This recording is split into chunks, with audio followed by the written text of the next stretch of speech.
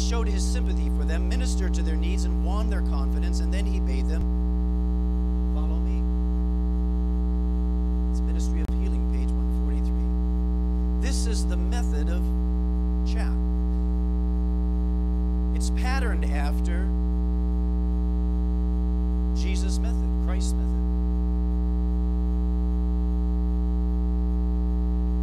And what we are called to do is to be missionaries, to go outside of these walls and to reach people just like Jesus reached Nicodemus and Jesus reached the woman at the well. I want to share a story here with you, and some of you were involved in this. Laverne doesn't like to be called out. She's sitting in the back, but she was involved with this. Brian and Corrine Wilson are getting involved with this as well.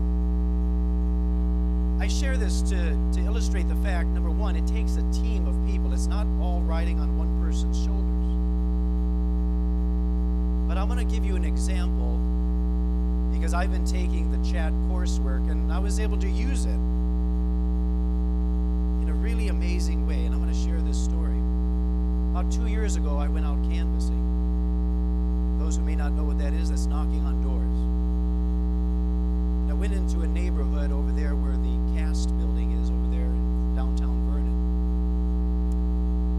and knocked on this one door, and the woman answered, and she said, can you come back on Thursday? And so I came back on Thursday. It was a Tuesday. I came back on Thursday, and she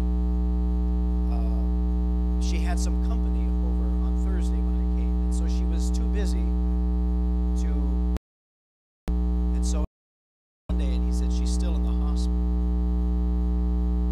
So I went to the saints over at the Rockville Church, and I said, can we send her a bouquet of flowers? I got her room number in the hospital, and we sent her a get well card and had the church members sign it. We sent it to her, and eventually she got out of the hospital, and my wife and I began visiting with her, and there was a few times where she needed groceries. So we brought her some groceries. And she was struggling because her children had been taken away from her. Her boyfriend accused her of some things, and the children were removed. And she had 3 young boys, and they were taken from her. And so she was struggling. She was struggling with anything that a young mother would struggle with in a situation like that. But in the course of visiting with her, I wanted to encourage her, and she was struggling in some areas of her health. And so I told her, I said, you know, I want you to meet some of my friends. I had introduced her, of course, to my wife, but it was in this visit that I introduced her to some of my friends. And I said, I'd like you to visit with my friends every day. And here's some of my friends. Dr. Sunshine. I want you to go walking every day. 15 minutes in your neighborhood. Because Dr. Sunshine comes out every day to visit with you, and you need to visit with him. And then I also want you to meet Dr. Water. I said, you need to visit with Dr. Water each and every day. And here's what I want you to do. I want you to start drinking water. And I want you to meet Dr. Air also. So when you go out to meet with Dr. Sunshine, you can go out with Dr. Air too, and the 3 of you can go out walking together, and I want you to take deep breaths and fresh air and whatnot. She dropped off my radar for about 1.5 years, 2 years almost. And just this past spring, she called back. And she texted me and said, you know, we could use some help, some groceries. So my wife and I took her some groceries. And she needed some help with some medical care, so I've contacted Dr. Brian Wilson. He's agreed to assist her in this area. And I went back to her and I told her, I says, I think we can help you with this one concern that you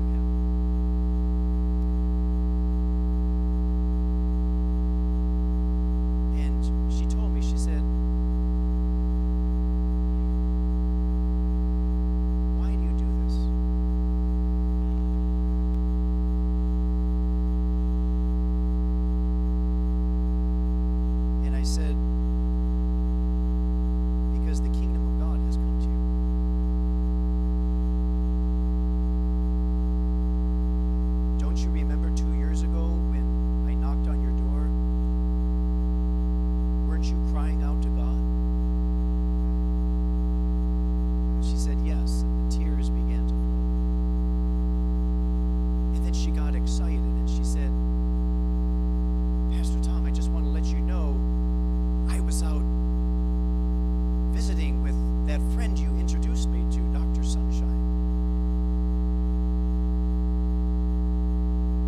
I said, Rose, let me introduce you to somebody else. I pulled out my device, my iPhone, and I found this passage of Scripture, found in Malachi chapter 4, verse 2, and it says, But to you who fear my name, the Son of Righteousness shall arise with healing in his wings, and you shall go out and grow like stall-fed calves. I said, Rose, 2 years ago I introduced you to Dr. Sunshine, but the Son of Righteousness is the one who's shining upon you right now. And his name is Jesus. That's what I learned from Chad.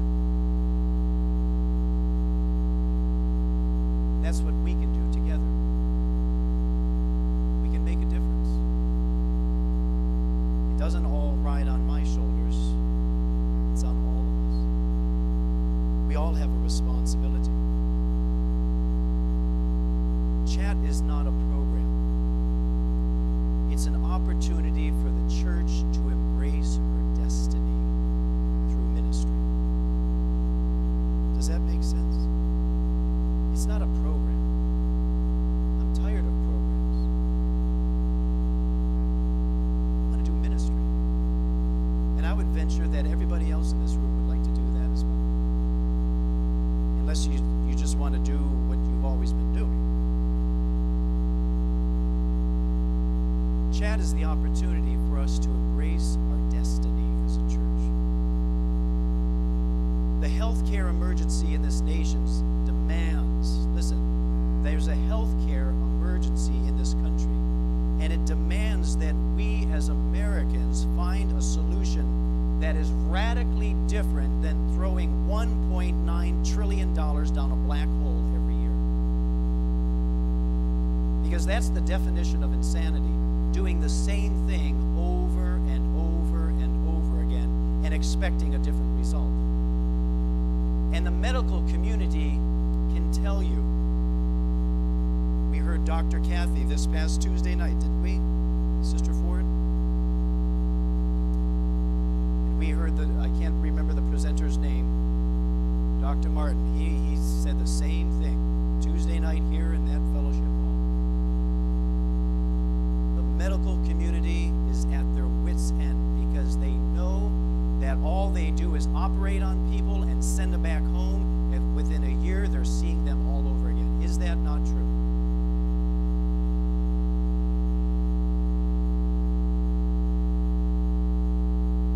And the medical professionals are looking for help. And you know who they're looking at?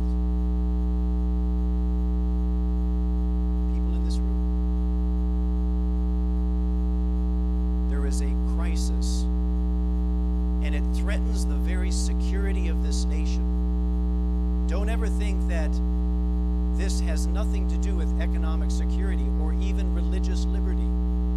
The very religious liberties that we hold dear in this country are threatened by this very crisis.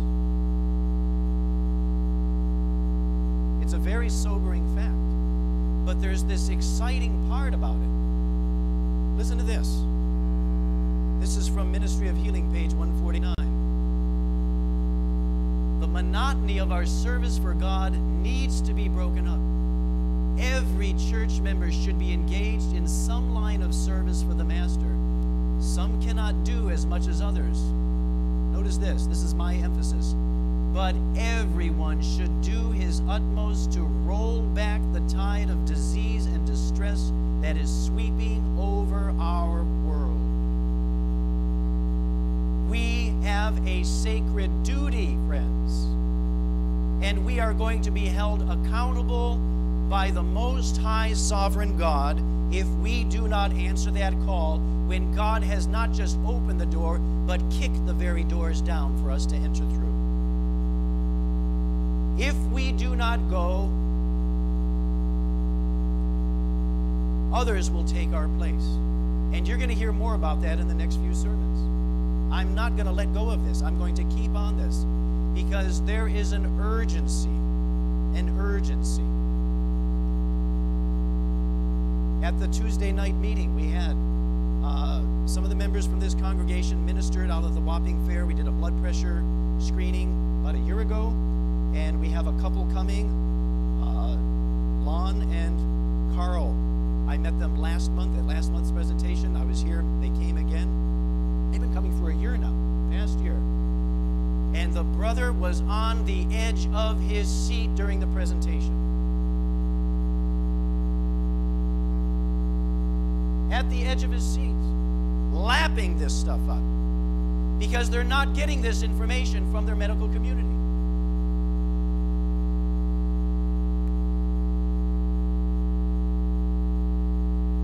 We had 6 visitors there in the other room Tuesday night. 6 visitors coming. The monotony of our service for God needs to be broken up. Every church member should be engaged in some line of service for the Master. Some cannot do so much as others, but everyone should do his utmost to roll back the tide of disease and distress that is sweeping over our world. Many would be willing to work if they were taught how to begin. They need to be instructed and encouraged.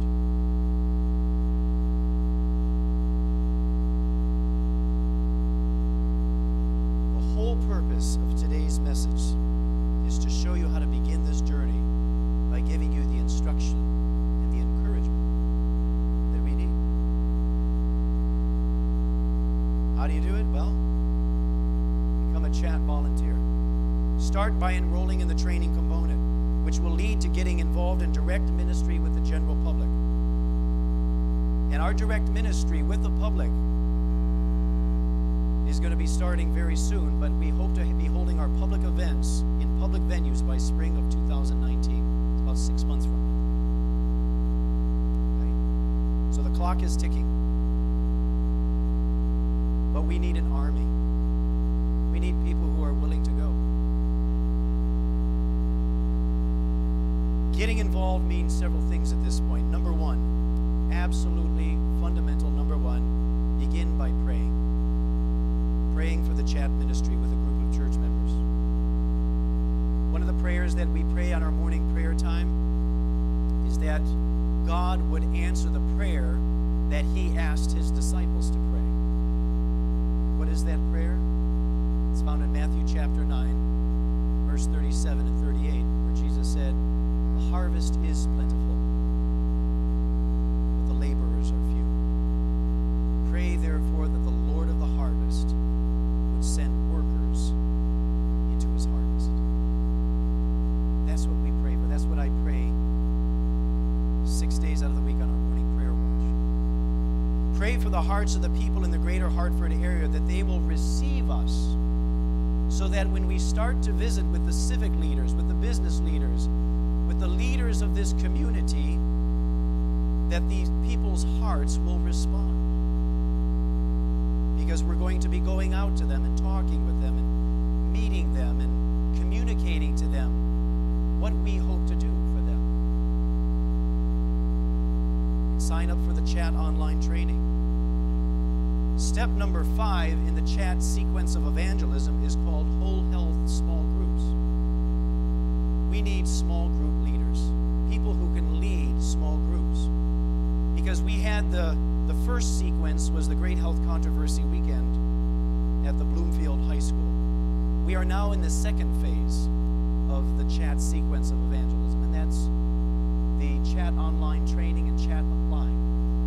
What comes after that is the public presentation from sickness to health. It's going to be a 5-day presentation out there in the community, whether it'll be at a local high school again or some other venue, but it will be out there. It will not be here. And then after that comes becomes a 10-week workshop called From Sickness to Health. And that's where church members will be leading out in that. That's why we need leaders. And that will be followed by whole health small groups, where we will be meeting with the public in the context of small groups for 6 to 8 weeks. So we need people who have small group leadership skills. And if you don't have them, I'm willing to train you. We started already this past Wednesday, or 2 weeks ago now, I believe, over at Moses' house. They host a small group over there, and there's some folks who meet over there, Rich and Marta Rader, and there's been some others there. I forget, Margin and Eduardo also meet over there. But we need more than just that. We need more people. Okay? And then, of course, that's followed by a public evangelism series. We're going to invite Rico Hill back. He'll be coming and doing that presentation. And then the idea is we start all over again, because as these people come in, we have to disciple them and teach them how to do ministry. Because this is how ministry is done, by reaching the people, by connecting with the people, rather than just inviting them here. It's going out to them. Going out to them.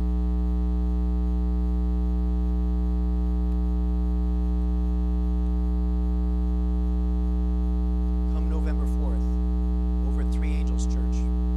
Three Angels has agreed to host a chat rally. We adjusted the time so it won't conflict with Pathfinders, Adventurers. It'll be from 1 o'clock in the afternoon till 4 o'clock in the afternoon. Sister Chandra Karji will be preparing the meal.